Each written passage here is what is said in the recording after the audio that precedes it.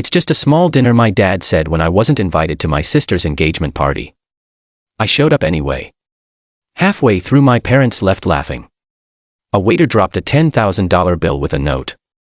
"Time to prove you're not extra." I just sat. That night I froze every account with my name on it. 72 hours later, 5 voicemails, 33 missed calls. "It's just a small dinner," my dad said. That's what he called it when I found out I wasn't invited. My sister's engagement dinner, an event with printed menus, reserved tables, and a live cellist. Just a few people. Don't take it personally. Like exclusion could ever be casual. Like omission wasn't the sharpest kind of message. I wasn't supposed to know. I found out from a coworker. His niece posted it on Instagram. Tag after tag, everyone smiling, champagne glasses raised in front of gold foil balloons. My mom in the middle of it all, beaming. My dad, I'm around my future brother-in-law. Even my old piano teacher was there, but not me.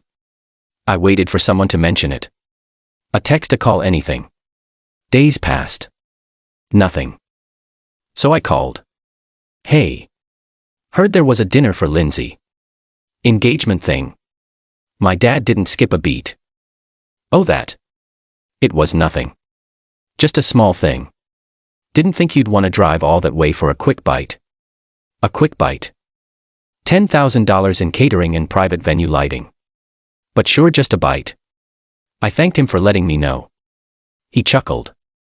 "Next time, yeah." I hung up, smiled at my reflection in the black screen, and made a decision. I was going. Not to crash it. Not to make a scene. Just to see. I wanted to see with my own eyes how invisible I had become. I arrived during dessert. No announcement, no knock. I walked through the side entrance, quiet, unnoticed. They were midway through speeches.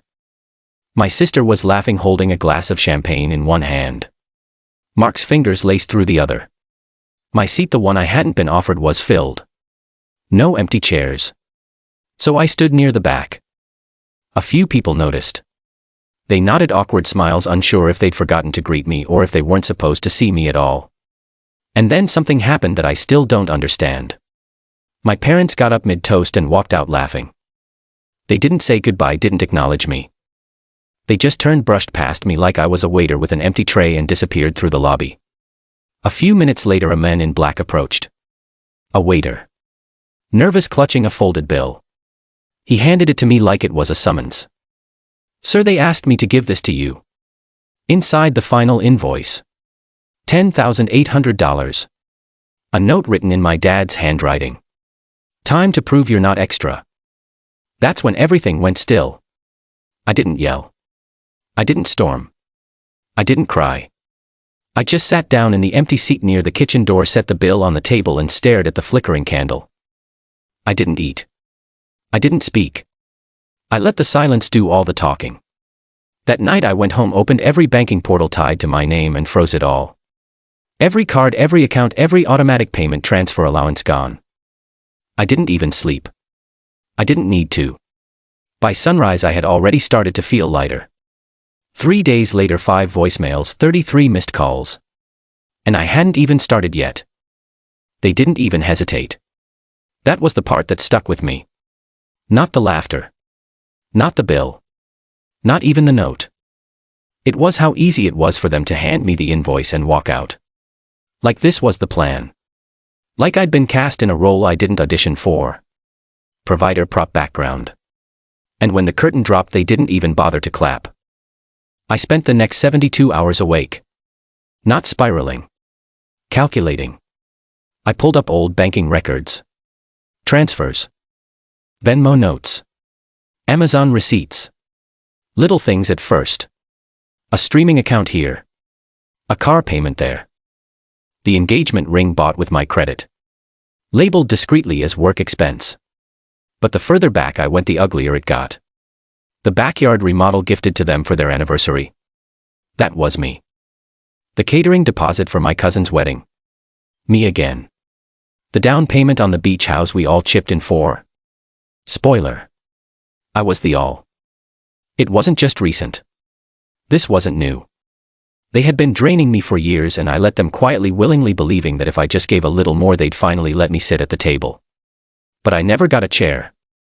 I got the check. It hit me hardest when I found a folder buried in my inbox labeled Family Fun. I clicked it. Inside were copies of vacation itineraries, party budgets, even gift registries, all tracked, all booked, all routed through my accounts. I wasn't a brother.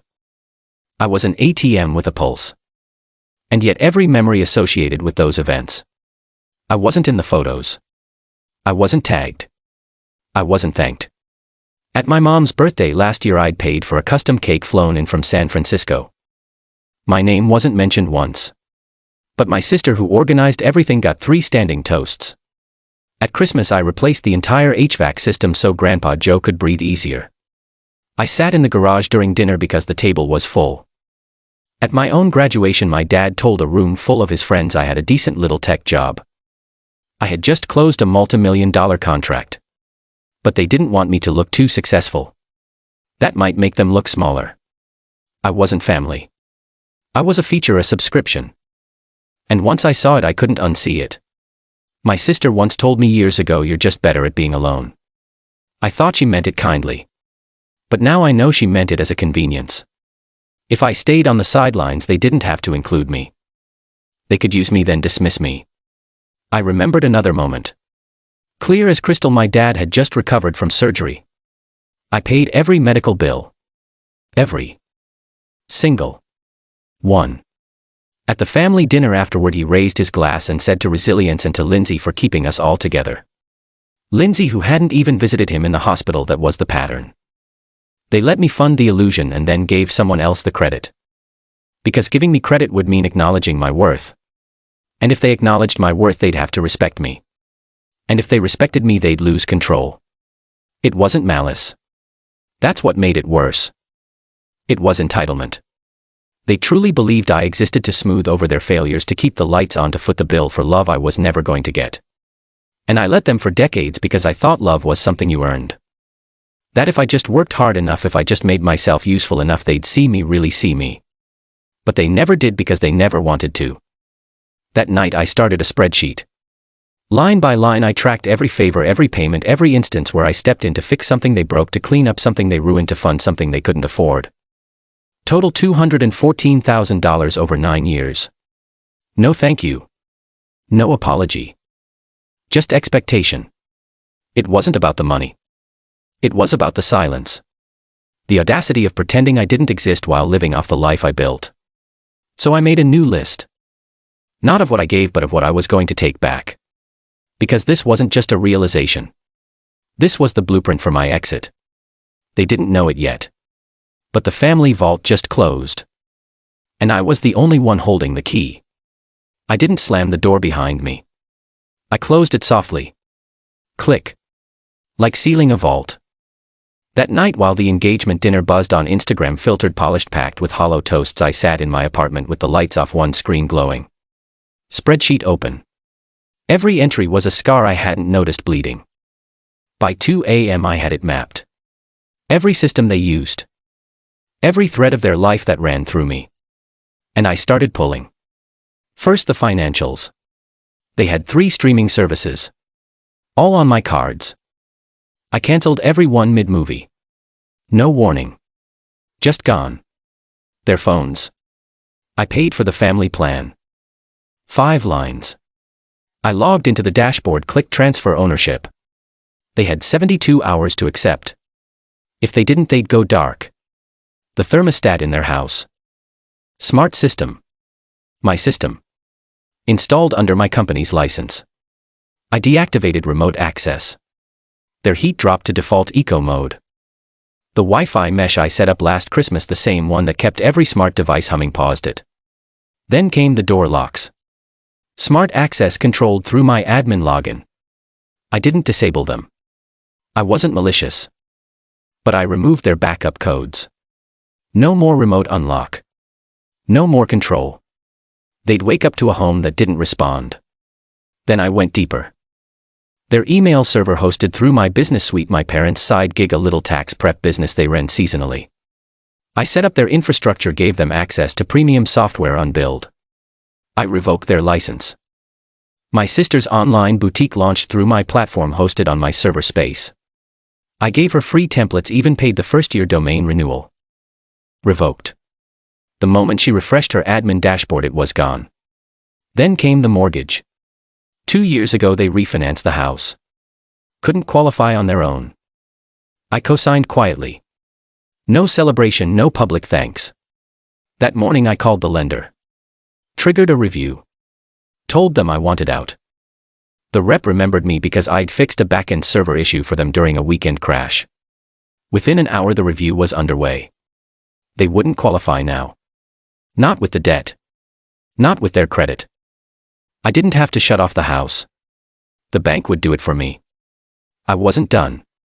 My sister once bragged about how she didn't need me for anything. You just do the backhand nerd stuff, she said. The real work is branding. Branding. I logged into her email. The business one she never changed the password for. I downloaded every vendor quote, every invoice I'd paid. Then I set the autoresponder. This account has been suspended due to misuse of assets and unauthorized transactions. I CC'd her on it. 5 minutes later, 3 missed calls. Ignored. I open my calendar. Scan the months. Lindsay's wedding scheduled for March. Yes, who booked the venue? Yes, whose card was on file? Yes, who signed as guarantor? I called. Calm. Courteous. Said I needed to cancel. Personal reasons. They weren't happy, but I was the signer. Policy was policy. They offered a partial refund.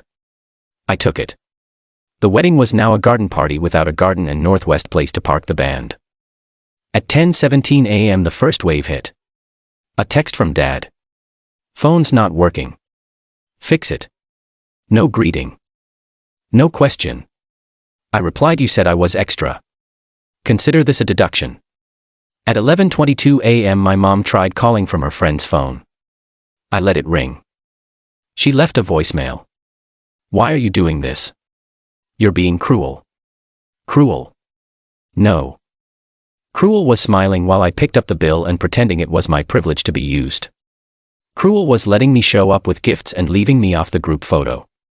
Cruel was handing me a $10,000 dinner bill and walking away laughing. I wasn't being cruel. I was being precise. By noon they knew. Not guessed. Knew. Because my sister posted it on her story. A black screen. White text. Never rely on people who think silence is revenge. I reposted it with my own caption, sometimes silence is clarity and clarity is the end. I didn't argue, didn't defend. Instead I opened a folder I built called Exit. Inside PDFs, emails, login credentials, screenshots, everything I ever managed for them. Their digital life summarized, categorized, dated. I printed it all, dropped it in a FedEx envelope and mailed it to Grandpa Joe. He'd know what to do with it. He always knew. At 3:47 p.m. my sister called 12 times in a row, then sent one text. Did you cancel the wedding venue? I replied, you didn't invite me. I didn't reserve it for you. By sundown my uncle texted me.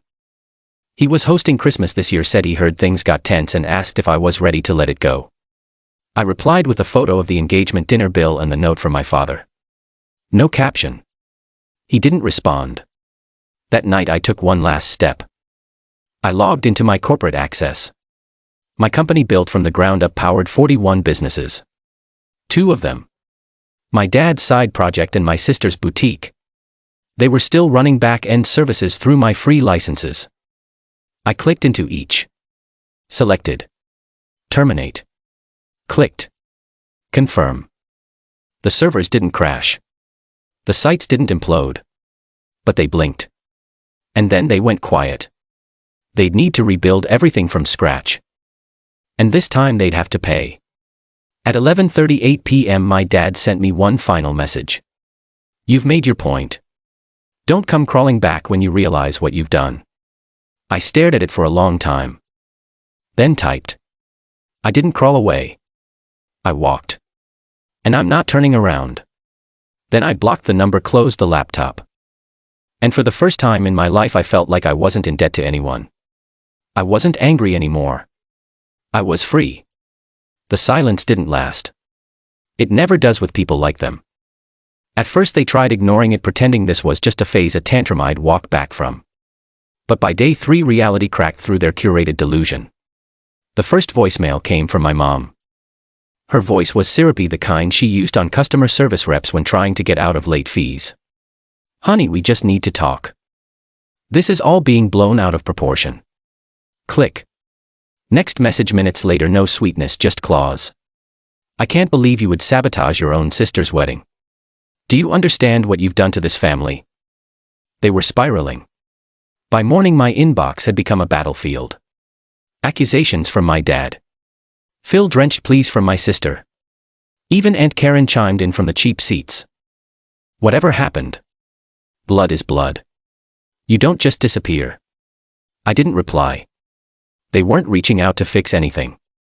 They were trying to reset the narrative, because if they couldn't make me the villain in public, they'd die trying to paint me one in private. Then came the escalation. At 2:11 p.m. I got a text from my mom.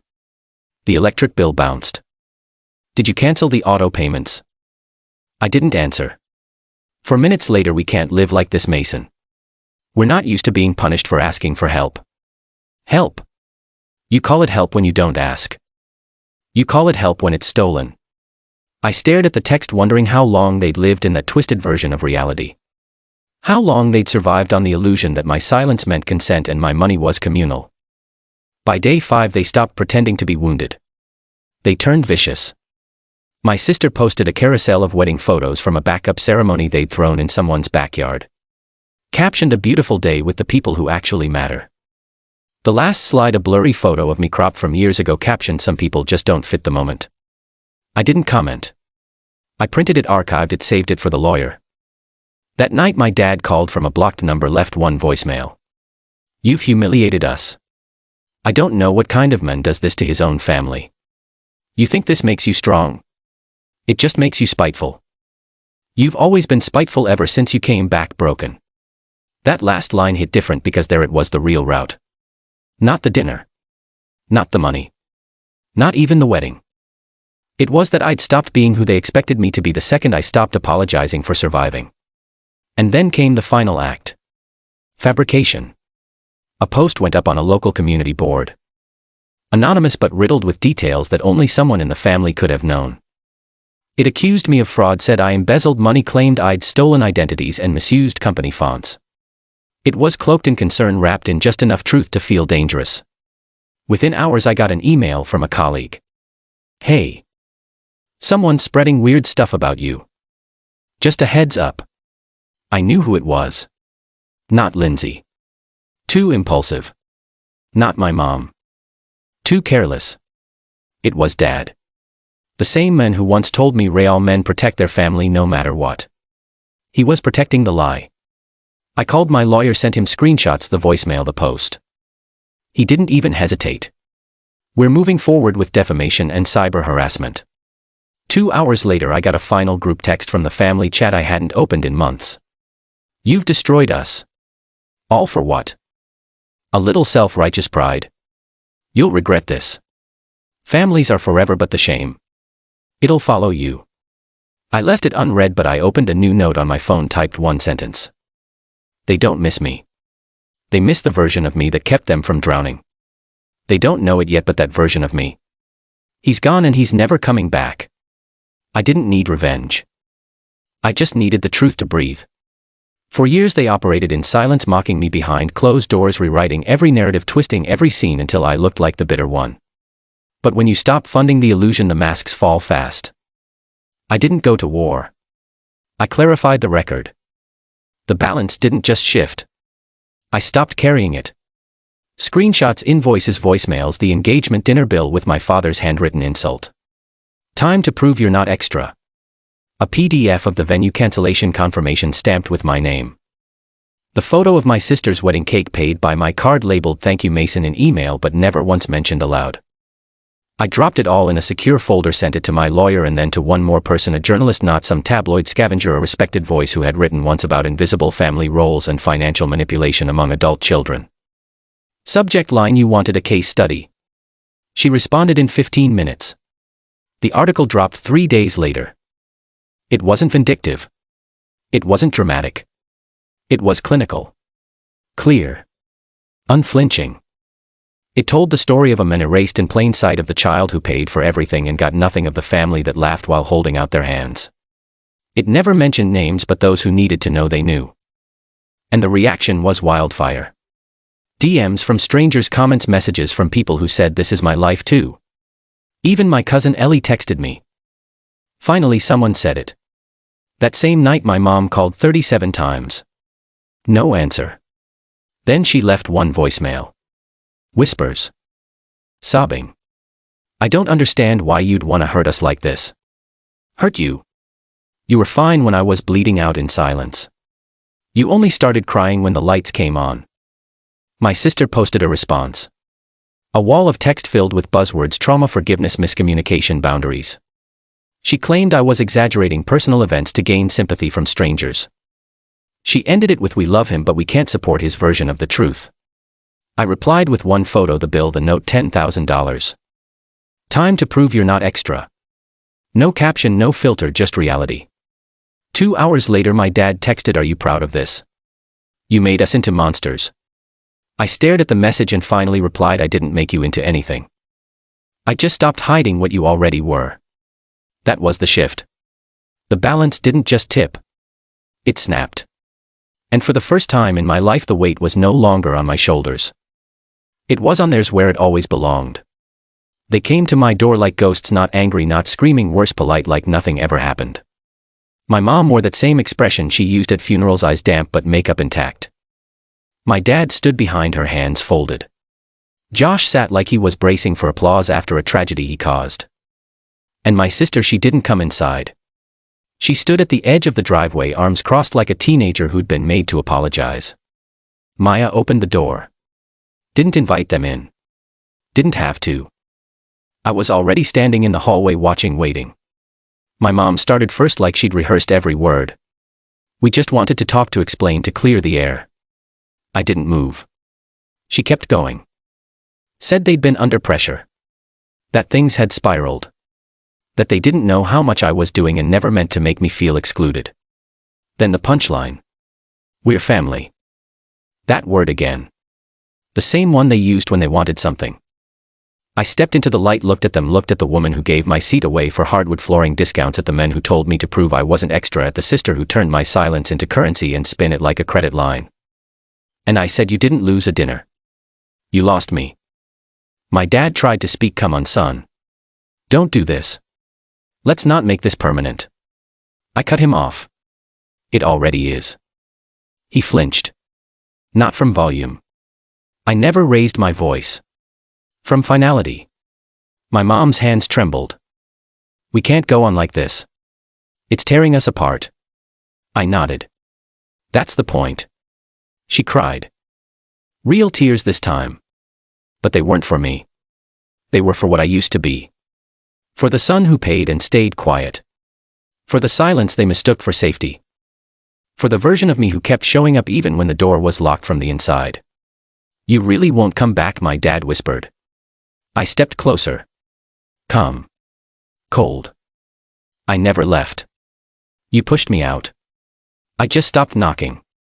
And then I ended it. I didn't walk away from my family. I walked away from the people who convinced me I didn't belong in it. They didn't respond. There was nothing left to say. They turned around, got in the car and drove away. No goodbye. Just gone. The house was quiet when I stepped back in. Maya was waiting with 2 mugs of tea untouched on the counter. I sat down across from her. She asked, "Do you feel better?" I shook my head. "No. I feel free."